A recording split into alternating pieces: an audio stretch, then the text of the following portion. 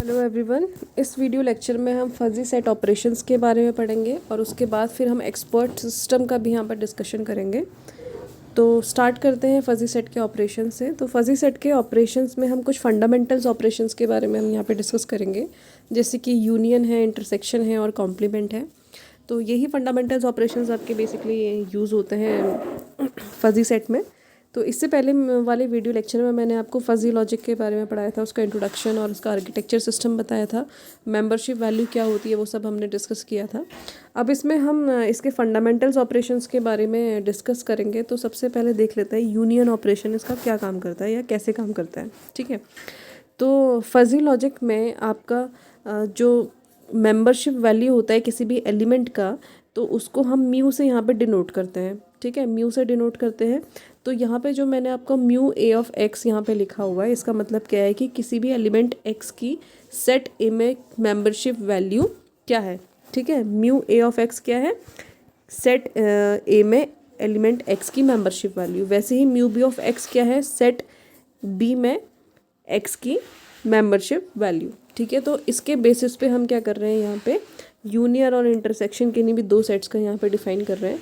तो यूनियन का जो आपको फॉर्मूला दिया जाता है वो है mu A union B of X is equal to max of mu A of X comma mu B of X. ठीक है, तो max of mu A of X और comma mu B of X, यानी कि max ए और B में जो भी एक्स की जो मेंबरशिप वैल्यू होगी उनमें से जो भी मैक्सिमम होगा उसको हम यहाँ पे लिख लेंगे और वो रिजल्ट में आपका ए यूनियन बी में आ जाएगा। तो इस तरह एक बार एग्जाम्पल देख लेते हैं, एग्जाम्पल से क्लियर हो जाएगा कैसे हमें इसको परफॉर्म करना है। तो यहाँ पे आपको दो सेट दिए हुए हैं ए और बी। ए में आपको देखिए 4 एलिमेंट्स दिए हैं x1, x2, x3 and x4, और बी में भी आपको 4 एलिमेंट्स दिए हुए हैं x1, x2, x3, x4, और सभी का जो मेंबरशिप वैल्यू है वो उन्हीं के साथ यहाँ पे लिखा गया है। ठीक है, उस सेट में उसका मेंबरशिप वैल्यू क्या रहेगा वो उसके साथ एलिमेंट के साथ ही यहाँ पे लिखा गया है। तो इस तरीके से आपको क्वेश्चन प्रोवाइड किया जाएगा। फिर आपको अगर यूनियन इसका निकालना है तो यूनियन में हम क्या करेंगे, ए यूनियन बी में जो आपका आंसर रहेगा, मैंने आपको फॉर्मूला क्या बताया, max of mu A of X comma mu B of X. ठीक है, तो max of mu A of X comma mu B of X. तो सबसे पहले जो हमारा पहला एलिमेंट है x1 की हम बात कर लेते हैं। तो ए यूनियन बी में मैंने लिखा x1, और x1 का ए यूनियन बी में मेंबरशिप वैल्यू क्या रहेगा, जो ए और बी में दोनों में से मैक्सिमम होगा। तो 0.6 यहाँ पे मैक्सिमम है, इसलिए मैंने रिजल्ट में 0.6 लिखा है। वैसे ही x2 को मैं यहाँ पे लिखूँगी ए यूनियन बी में।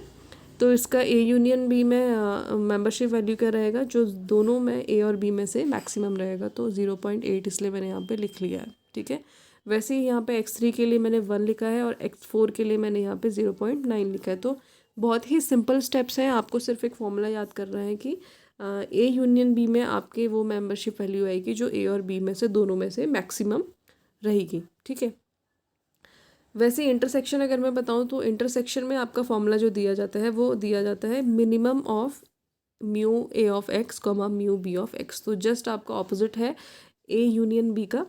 तो ए यूनियन बी में हम मैक्सिमम एलिमेंट या मैक्सिमम मेंबरशिप वैल्यू देख रहे थे, यहाँ पे हम मिनिमम मेंबरशिप वैल्यू देखेंगे और आउटपुट आपका उसी तरीके से आएगा। ठीक है, तो यहाँ पे इस सेम एग्जाम्पल में अगर मैं इसमें ए इंटरसेक्शन बी अगर कैलकुलेट करूँ, तो फॉर एग्जांपल x1 के लिए अगर मैं कैलकुलेट करूँ तो ए इंटरसेक्शन बी में हम मिनिमम मेंबरशिप वैल्यू देख रहे हैं। तो मिनिमम 0.6 और 0.1 में कौन होगा, 0.1।